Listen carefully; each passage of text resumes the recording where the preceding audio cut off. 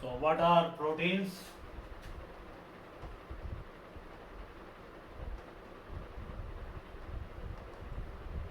Give their classes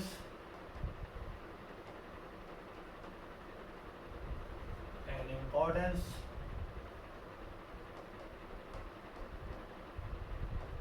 So we have already defined proteins. Proteins are the, you can say, high molecular weight nitrogenous compounds, or they are called as macromolecules, which are formed by combination of large number of alpha amino acids. A polypeptide of whose molecular weight is more than 10,000 AMU is termed as protein. Now we come to the classification of protein, classes of proteins.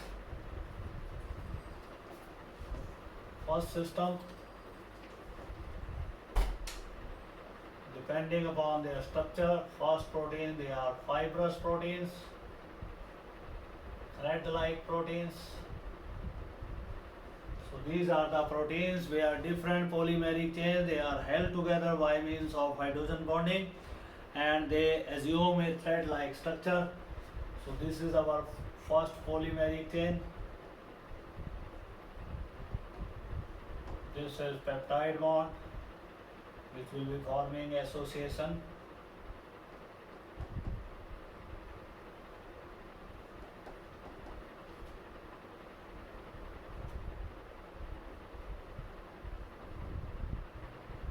We form hydrogen bond here. This is another CO grouping. Then we have CHR grouping. Then we have NH grouping.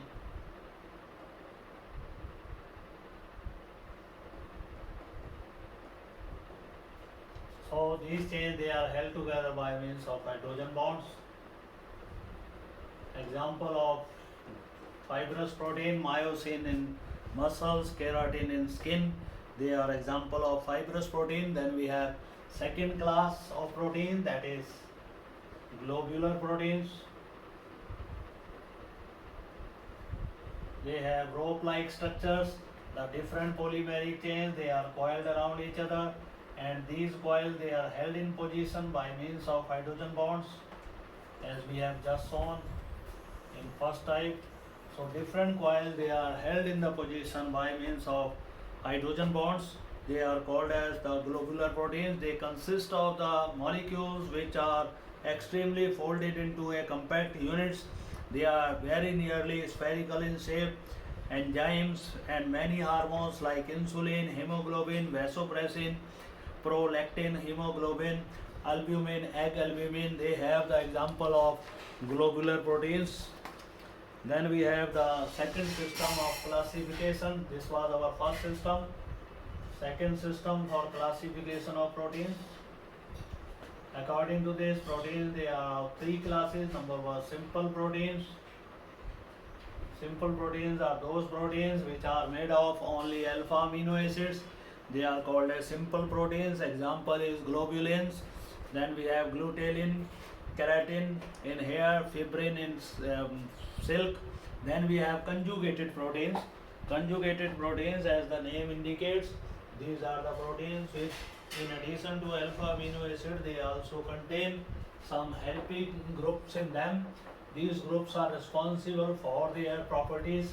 For example, hemoglobin protein is associated with iron. So first type was simple protein. Second was conjugated protein, having metals for their activity. Iron is present in hemoglobin.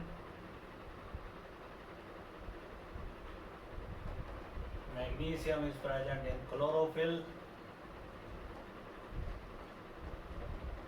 Cobalt is present in cyanocobalamin.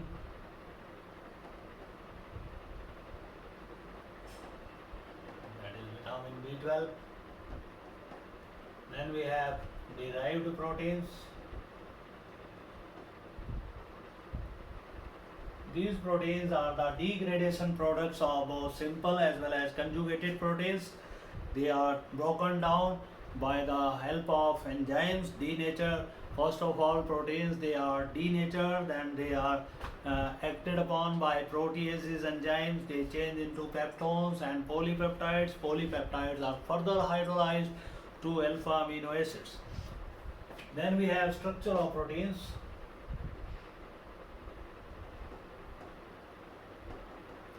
Proteins have four types of structure. Number one is primary structure. This structure tells us about the sequence of the alpha amino acids.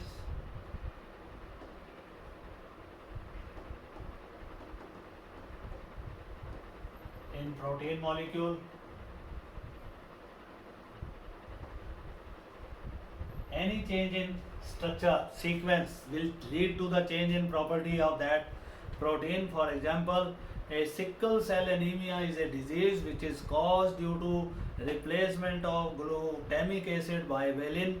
Valine has when replaces glutamic acid of the hemoglobin, then this hemoglobin is becoming ineffective in carrying oxygen to different parts of the body, and this you can say the hemoglobin of the cell, it shrinks and cell acquire the shape just like comma or like a sickle. So this disease is called as sickle cell anemia, and in this case this is very fatal. Sometimes it leads to death also. So change in the sequence of the alpha amino acid will can lead to a definite disease, and that sometimes become very fatal, and if it sometimes causes death also. Then we have secondary structure of the protein.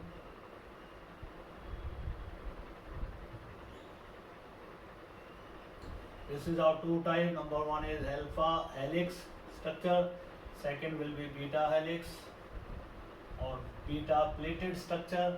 Alpha helix structure has the property where protein chain coils around an axis, and different coils, they are held in position by means of hydrogen bonds. So we are taking one coil, it is held by other coil, CO group and NH group of this coil, they will be forming association with the CO and NH group of the upper coil. So these hydrogen bonds are formed. This is alpha helix structure, which is acquired by a single chain of the protein. Here formation of hydrogen bond takes place within the same chain, and beta plated structure, hydrogen bonding takes place between different structures. The structure is like this. Here we are having CO group of the upper chain, NH group comes in front of this, forms bond. CO group of the lower chain comes in front of NH group.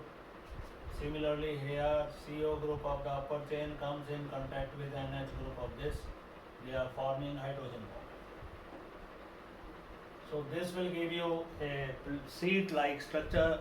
This is beta pleated structure. This structure is possessed by silk, fibrin in fibers, and myosin in muscles. So this has this structure. Then we have tertiary structure of the proteins. After doing primary and secondary structure, we come to tertiary structure of the protein.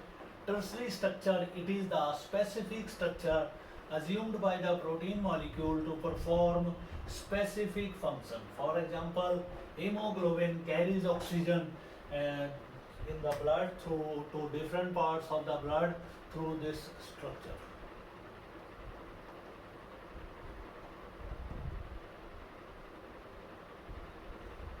It is the specific structure acquired by a protein to carry out the special functions. For example, hemoglobin acquires tertiary structure. A specific cage-like structure is formed by hemoglobin, which traps oxygen molecule and supplies oxygen to different parts of the body through this structure. Then we have quaternary structure of the proteins.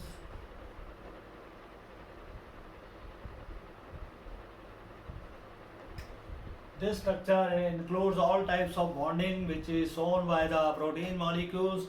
It is hydrogen bonding, ionic bonding, covalent bonding, hydrophilic bonding, hydrophobic bonding, all types of bonding which is involved in the formation of in performing the functions by the protein.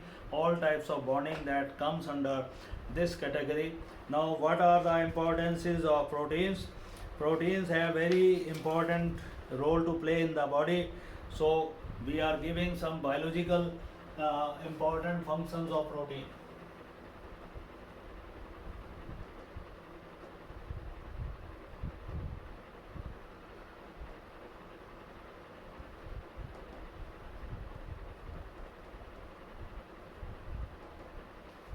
Number one, they act as transporting agent.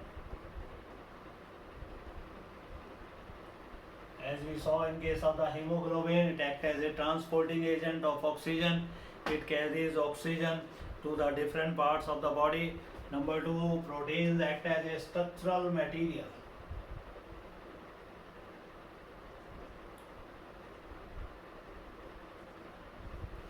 Protein form different structures of the different organs. They are responsible, which are they are formed by the protein. Then number of enzymes, all the enzymes which are carrying out biological reactions in our body, they are all proteins associated with some cofactors or coenzymes or helping group, prosthetic groups, which are responsible for their activity.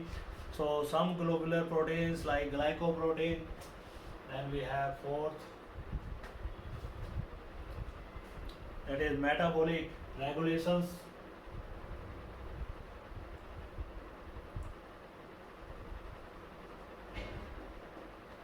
Some globular proteins regulate the metabolic processes. For example, glycoprotein, thyroglobulin, form from thyroid gland, helps in the synthesis of hormone thyroxine.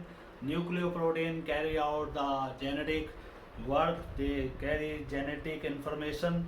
Then antibodies,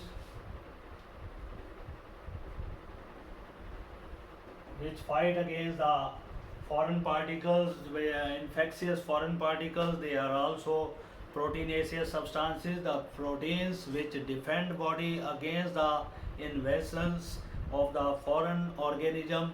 They kill the antigens by forming a complex with them.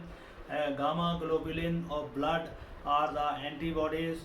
Proteins are responsible for the defense mechanism of our body, and they prevent us against the diseases. Then we have last topic of this unit, that is nucleic acids.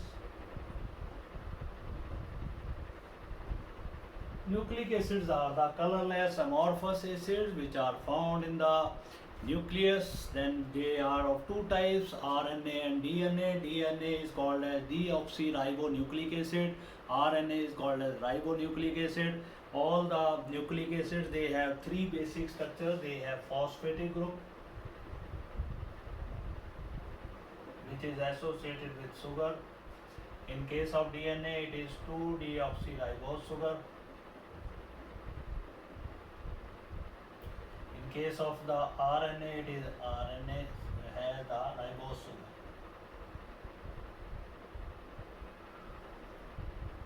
And then sugar is associated with adenine and thymine, or then OPO.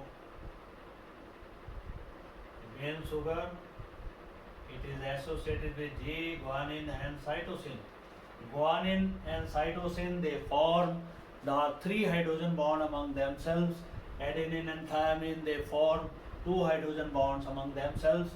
So 3 basic units which are present in each nucleic acid. They are phosphoric acid, present in the phosphatic form, sugar, 2-deoxyribose in DNA, and ribose sugar in RNA. Then they have adenine, guanine. So we have 2 types of bases, purine bases and pyrimidine bases. Pyrimidine bases 3, cytosine, guanine and uracil.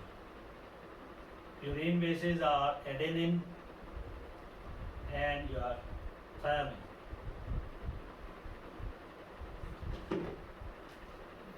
Adenine and guanine. Thymine will come later. Guanine will come later. So adenine and guanine, they are called as the purine bases, and we have CTU, cytosine, thymine and uracil, they are called as pyrimidine bases. Adenine always combines with thymine in DNA. In RNA, its combination will be with uracil U, and cytosine always combines with guanine. So this is the basic structure of both the DNA and RNA composition. On hydrolysis, they produce all the three components. They produce sugar, they produce phosphoric acid, they produce purine and pyrimidine bases on hydrolysis. Then we have the important structures of these nucleic acid. You know that our DNA, it has double helical structure. It consists of two polynucleotide chains. These three units, when they combine together, they form nucleotide. When two units combine, phosphoric acid and sugar, they give nucleoside. So when we have large number of nucleotide in a polymeric chain, this chain is called as polynucleotide chain. So these are the two polynucleotide chains which are coiling around each other, forming the coils, and these coils, they are held in position through hydrogen bonding between purine and pyrimidine bases. This is sugar, this is phosphoric acid, sugar. Then we have sugar, phosphoric acid, we have sugar. The sugar, they are joined together by guanine and cytosine. Then sugar is joined by adenine and thymine, and this will go on. We will again phosphoric acid, sugar, they are joined by C, triple bond, G, it will go on. This is structure of DNA. Then we have RNA structure. RNA has single helical structure. It has double helix. This has single helical structure. It is also having phosphoric acid, sugar, phosphoric acid, sugar, phosphoric acid, sugar.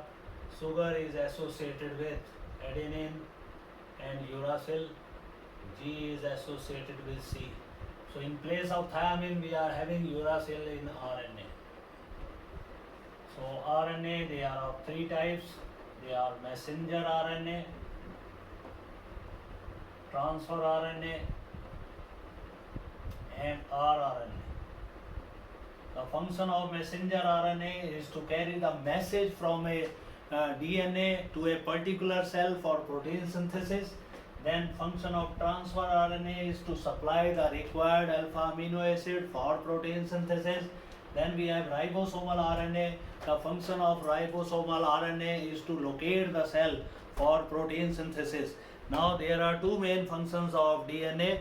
First is your protein synthesis, which is done under the direction of RNA, and it will take place through number of steps. Number one is transcription of mRNA, the process of synthesis of different types of RNA under the direction of DNA. It is called as transcription. Then we have translation. It involves the coding up of the gene sequence, the sequence of the triplets A, T, C, that constitute one gene triplet. So DNA serves as a intersection manual for all the protein synthesis in the cell. A sequence of three bases along DNA chain that serve as a gene, that serve as a codon for a particular amino acid. So if this is the DNA chain, S, P, S, P, and here we are having GC, here we are having AT, again we are having PA. So the sequence of three bases along the chain, it constitutes one amino acid. Similarly, next sequence will give another amino acid. These amino acids, they combine together will give you protein. So one gene can synthesize one amino acid. There are innumerable number of genes along a DNA chain. So we get innumerable number of alpha amino acids which combine together to give you the protein. Then we have the DNA replication. It is the phenomenon by which a parent DNA produces two daughter DNA molecules during the cell division, and these daughter DNA molecules, they are transferred to the newly formed cells during the cell division. This is called as DNA replication, and the quality of the daughter DNA that matches with the parent DNA molecule, since the gene sequence that has been copied from the parent DNA with the help of RNA, and the new DNA is so produced by binding of the protein molecule with DNA chain, that is sometime exactly similar to the parent DNA molecule. Sometimes they have some mutations, the changes due to which the properties of the next the newly formed DNA that change slightly. Sometimes they match with the parent. So this is all about the DNA replication. So there are two main functions of DNA. Number one is protein synthesis, which takes place through transcription and translation. Second is the DNA replication, which is done with the help of RNA, and two daughter DNA molecules they are produced during the cell division. So this is all about our this lecture regarding DNA. We have already done vitamins, enzymes and hormones in our previous lecture. So this is all about our unit biomolecules. Thank you very much.